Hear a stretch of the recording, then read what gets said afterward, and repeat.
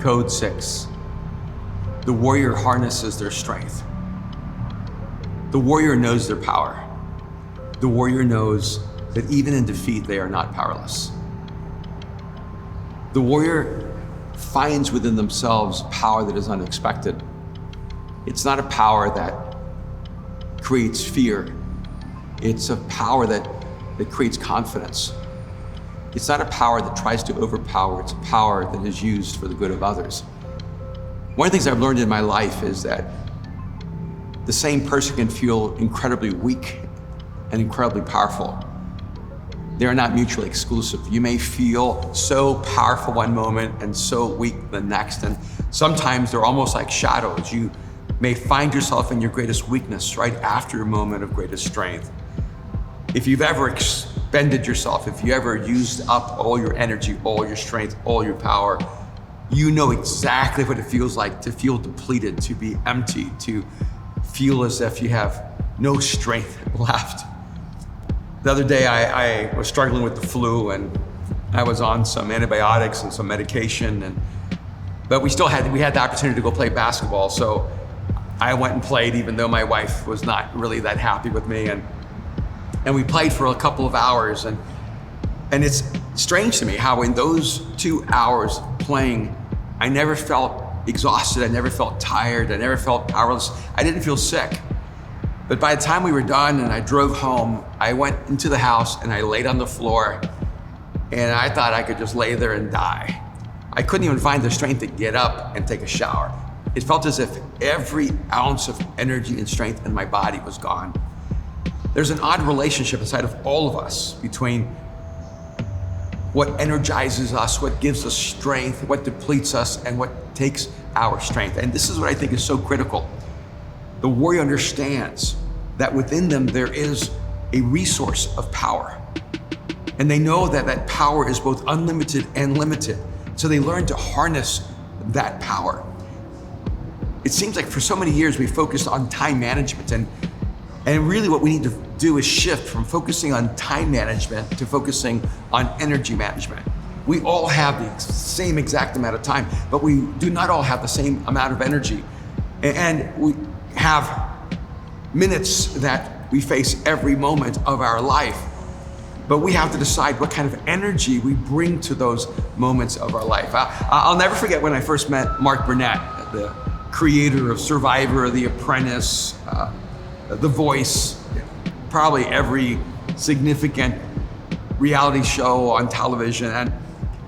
And the first time I ever met him, the first thing he said to me was, "You have so much energy," which I thought was so interesting, coming from someone that was emitting an immense amount of energy. Mark Burnett's one of the most energetic people I've ever met in my life. He's just electric. He electrifies the room. He always seems to have something to bring to the moment. And I didn't understand it right then, but he was giving me what was for him the greatest compliment he could give. Years later, I asked him, when you look for a team member, when you look for someone to put on your staff, when you look for someone you can trust with leadership, what's the number one characteristic you look for? And he responded immediately, energy. And I understand this because you can teach a person skills, you can help a person gain competencies, but you actually can do nothing to give a person passion and energy. They have to bring that themselves.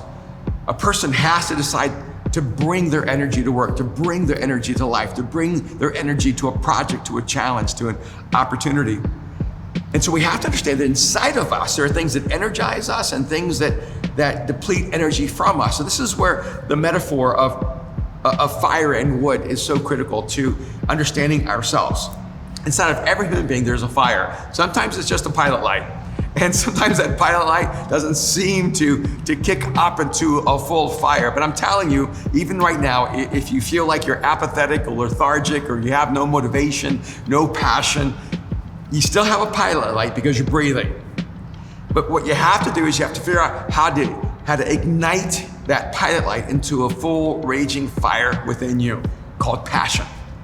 But all of us have a fire, and we have to find out what kind of wood actually accelerates our fire.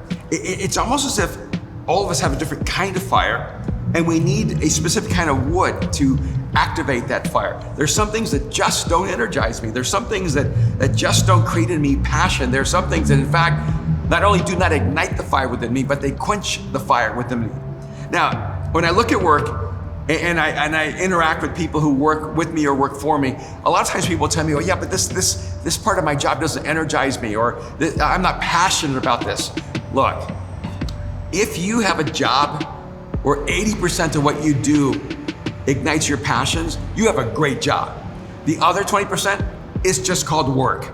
It's the part you have to do because someone's paying you to do it. And by the way, it's the part you have to do to get to do the part you love to do. And throughout my life, I have been really intentional about this. When I was young, I just took a job. I didn't go flip pizzas or flip burgers or work construction or work as a carpenter or work as a lumberjack or work as a librarian, because I woke up one day and saying, my life dream is to be a librarian. My life dream is to work construction. What I was doing was I was getting a job so I could eat. I was getting a job so that I could pay the rent. I was getting a job so that, I could make it through the day. And that job did not fulfill my passions. So I understood that in some ways I was working a job so that I could create the resources so that I could invest in myself to do what I was passionate about. So what I did was I made my passions my hobby until I gained the skill of that hobby, until I could take that hobby and make it my job. And what I would encourage you to do is, if you have a job, if you're giving yourself to a career that does not impassion you, don't let that deter you. See that as a way of gaining income and resources. Bring all the passion you can to work, because you establish a pattern of bringing passion to life, and then find things you're passionate about, and then gain the skills that allow that passion to become your life. Every decade of my life, I transitioned into a new career, whether it was to become a pastor, or whether it was to become a writer, or whether it was to move to the fashion industry, or whether it was to become involved in the film industry, or to work as a futurist. Every 10 years of my life, I literally began a new career. And I can tell you there was a pattern in my life. So at the age of 28 and 29, I learned the skills for the career that I chose at the age of 30 and 31. At the age of 38, 39, I learned the skills for the career I wanted at 41, 42. At 48 and 49, I learned the skills that I needed for the career I wanted at the age of 51, 52. And even now, at the ages of 59, 58, I was learning the skills for the careers I wanted at the age of 61, 62.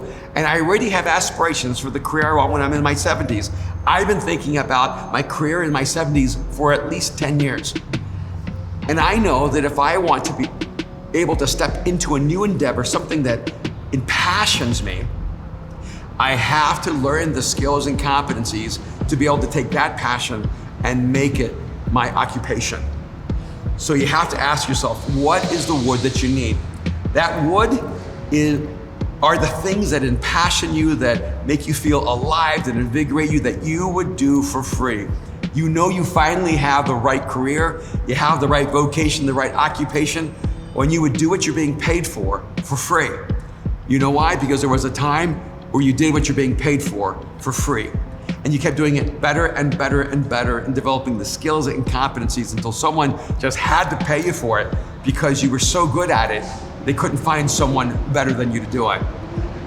When you begin to understand that you are an energy machine, that you are a living organism of energy, and that you will make choices that will either deplete your energy or diffuse your energy, or choices that actually activate and focus your energy, you will begin to know your power. The warrior harnesses their strength. They know that they've been given strength as a resource, and that resource is what allows them to make their greatest impact in the world. I have some friends, if you talk to them about cooking, they just light up. You talk to them about serving and working with refugees, my wife just lights up. The moment you ask him about what she's doing in resettlement work with refugees from the Middle East, and how we're helping them find homes and communities and faith, Kim just lights up and could talk forever. The moment I ask my wife about basketball or football, she has nothing to say, and she has no interest in having a conversation. You want to know what your energy is? You want to know what passions you? Find out what you just cannot help but talk about. Listen to your own conversations. The things that you love to talk about, those are the things that energize you. The things that You really don't want to have more than a 15-second conversation. Those are the things that steal your energy. What's important for all of us is to realize that not everyone is energized by the same things. And this is why it's so important. We're all on a mission together to make the world a better place. We're all on a mission together, I hope, to create what is good and beautiful and true. But all of us will have different expressions of how to make that happen. I think one of the great mistakes is to try to get everyone to care about what you care about. What you care about is important, but it probably is not supposed to be everyone's focus in life. So what you do is you find the people who share a similar passion, find the people who are ignited by the same passions, and then celebrate everyone else as they go and pursue their mission, their intention, their passions, because that's when everyone is energized. And what I've discovered in my life is when you find what you love, you're able to celebrate everyone else living a life that they love. One of the interesting things that's said about Jesus is that he would baptize us in the Holy Spirit and with fire. And most of the time we put our focus on Jesus baptizing us in his Spirit, that the Spirit of God comes to dwell within us. And then we completely ignore the fact that it says he will baptize us in the Holy Spirit and with fire. And it's interesting when you understand the word spirit is wind. He's saying he will baptize us in both wind and fire. When Jesus baptizes us with fire, he places within us a passion for God. I think it's interconnected to when Jesus says that we're to love the Lord our God with all of our heart, soul, mind, and strength, because love is the deepest and most profound fire. And one of the things you have to step back and ask yourself is, do I believe in God? Do I try to submit to his teachings because I'm afraid of him? Or do I actually have a passion to love God, to know him? Is he the fire that burns within me? When I was a young follower of Christ, I was asked to pick a verse in the Bible that would become my life verse. And somehow I stumbled on the words of Jeremiah in chapter 20, verse 9. And these words have been the words that have shaped my life for the last 40 years. Jeremiah said, "But if I say I will not mention him or speak any longer in his name, his word is in my heart like a burning fire, a fire shut up in my bones. I am weary of keeping it in. Indeed, I cannot."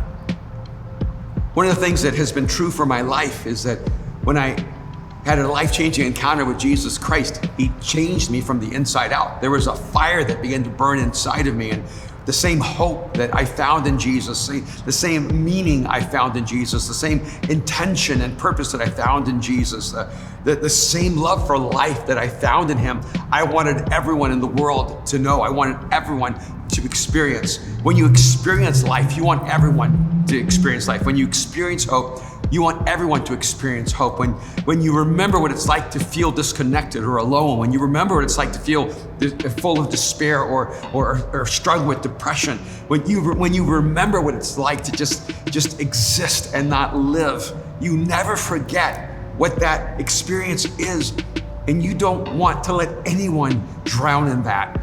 And for me, the passion that has burned throughout my life is for people to experience the gift that only Jesus brings. And I don't know how you can enter into a relationship with the creator of the universe and not have that fire burn within you. When you read the scriptures, the opening declaration from God is, "Let there be light."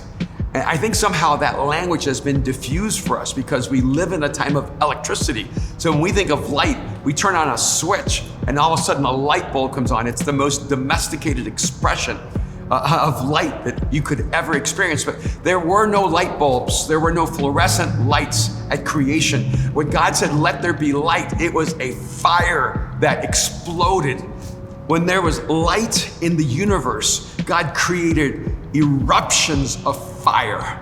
The sun burns as a fire that cannot be contained. That's what God declared. The first declaration of God is, "Let the fire burn." The warrior harnesses their strength. They have a fire within them that burns in the darkest night and brings light everywhere they go.